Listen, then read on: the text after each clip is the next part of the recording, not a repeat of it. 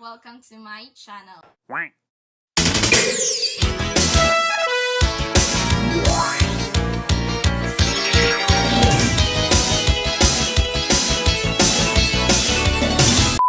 were going to discuss about molecules and condensed matter. But before that, we were going to define first the condensed matter.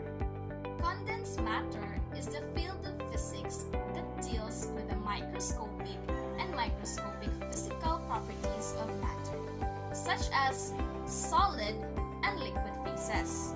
More generally, liquids and solid are the most well-known forms of condensed matter, but there are others, particularly the result of quantum mechanics, which arises from the electromagnetic forces between atoms.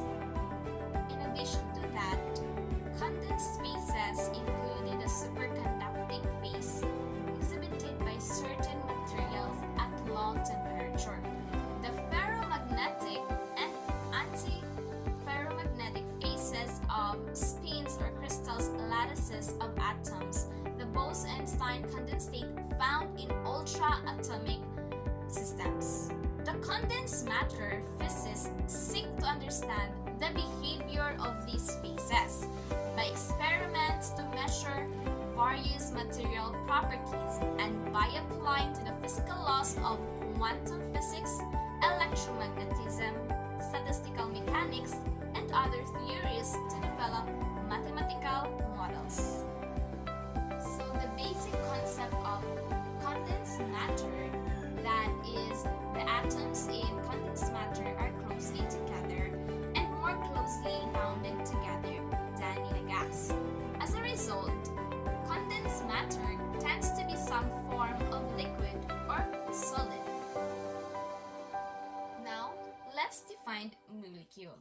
Molecule is a group of two or more atoms that form the smallest identifiable unit with which a pure substance can be divided and still retain the composition and chemical properties of that substance. In condensed matter, it would be difficult to understand the fate of energy injected into a solid or a quantum liquid without invoking notation of elementary excitation.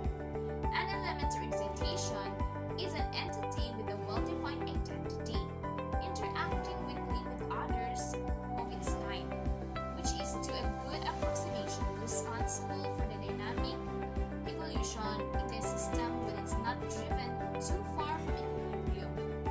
Quasi-particles are more often that are not highly collective identities, which have a little, if anything, to do with microscopic constituents of the system, such as electrons or ions. Examples are the Landau quasi-particles in metals. Electrons accompanied by an electronic screening cloud. Capillarons, electrons dress up with a phonon cloud, as well as a topological excitations such as solitons, domain walls, and vortices, involving in reshuffling of an infinity of microscopic degrees of freedom. In system characterized by a degree of translational symmetry, elementary excitations are delocalized.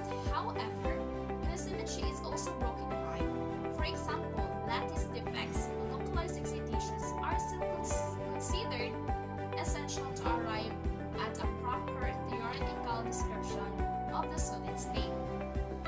While elementary excitations are nowadays central to the understanding of the physics of hard matter, and the idea barely plays a role in the current descriptions of the biological solid state, in particular the enzymes built up from soft condensed matter at the mesoscopic scale.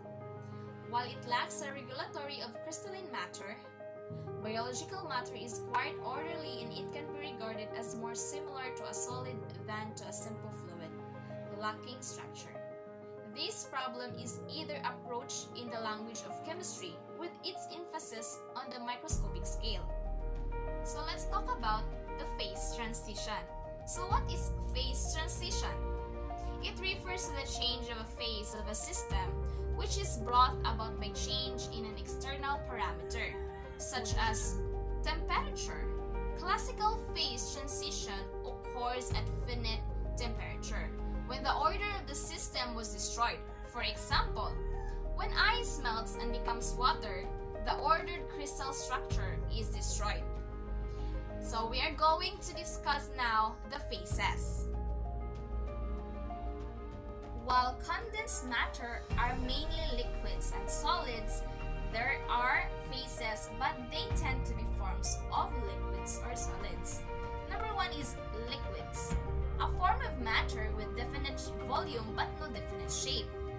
Next is solids, a form of matter with a definite volume and a definite shape. So these are the phases.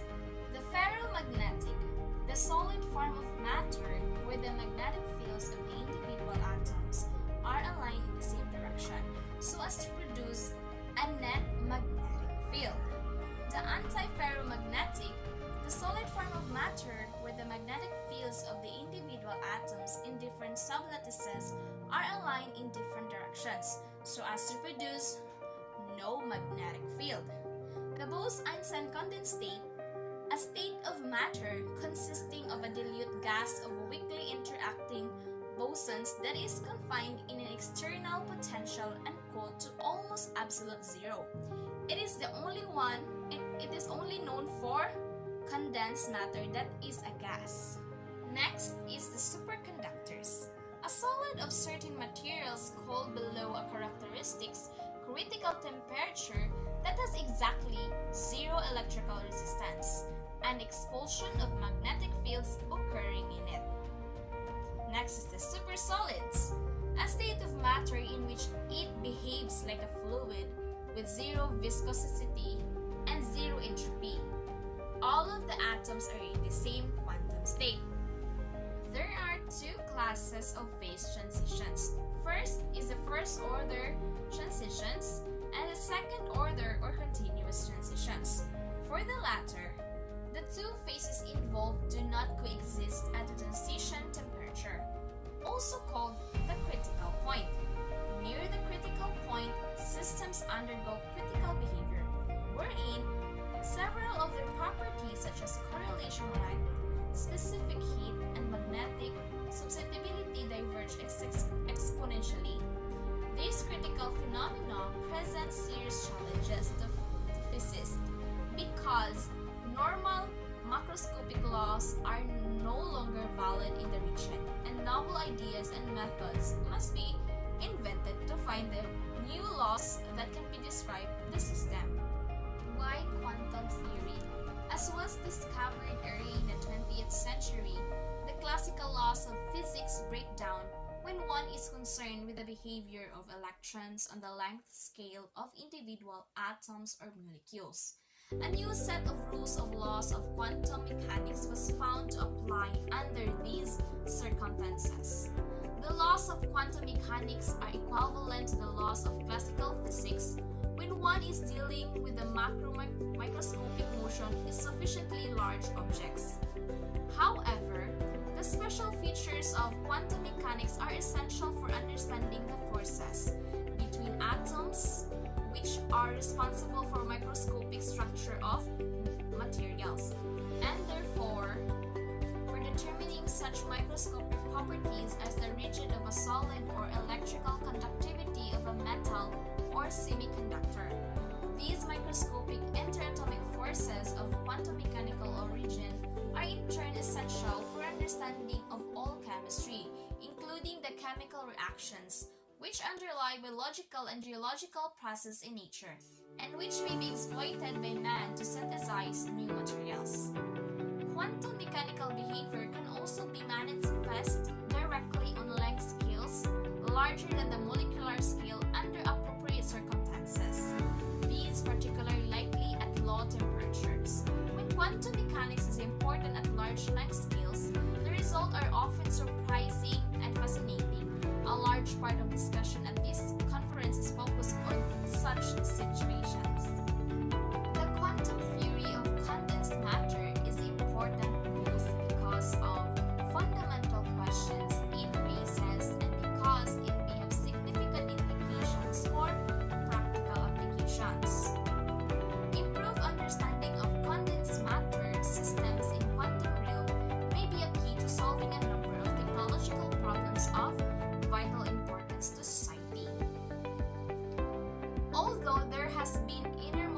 progress in our understanding of condensed matter since the development of quantum mechanics in the 1920s, there are many issues that remain poorly understood and many questions that are not yet answered. Much of the improvement in our understanding of condensed matter systems has come from theoretical developments, including the introduction of new mathematical techniques and computerized computational methods. Even more important that has been contribution of experiments. Laboratory scientists have synthesized new substances that have learned how to make materials, even old familiar materials with much higher purity and uniformity than ever before. They have learned to fabricate devices of existingly small size, and they have developed extremely powerful tools to make measurements that could never be done before. The new tools have given us innermost insight into the wider ranging properties of condensed matter systems, but they have also uncovered a multiplicity of surprising results whose fuller understanding is the object of much of our current research. The condensed matter systems are constructed on the microscopic level out of simple particles, electrons, and atomic nuclei, which are essentially point-like. The microscopic quantum mechanical equations which govern their motion have been known since the 1920s, but the consequences of these equations, particularly when one has to consider large numbers of interacting particles, can be very subtle and are only partially understood. Interactions between many particles can give rise to collective effects, where the behavior of the resulting material is very different from what one had have expected if one imagined that the particles move into more or less independent way. The current technologies based on quantum properties of condensed matter systems. Quantum condensed matter science was also essential for the development of solid-state lasers used in medicine, in optical communication, and in devices to read and write. Examples are the CDs and DVDs. As understanding of the quantum properties of condensed matter systems was crucial for the design of modern magnetic memories and for the sensors used to read out information from hard disk magnetic storage devices. Quantum properties of a solid surfaces are key to the functioning of catalysts in many industrial chemical reactions. Although most catalysts today have been created by empirical methods, one could imagine a situation where better to catalysts could be designed based on improvement, fundamental understanding of surfaces, and the catalytic processes. The quantum properties of materials have many possible applications in design of devices for storage or conversion of energy, such as improved storage batteries or photoelectric devices for solar energy conversion. The knowledge gained from the study of condensed matter systems, where quantum mechanics is important, will surely have other applications in the future that we cannot foresee today. But we must also recognize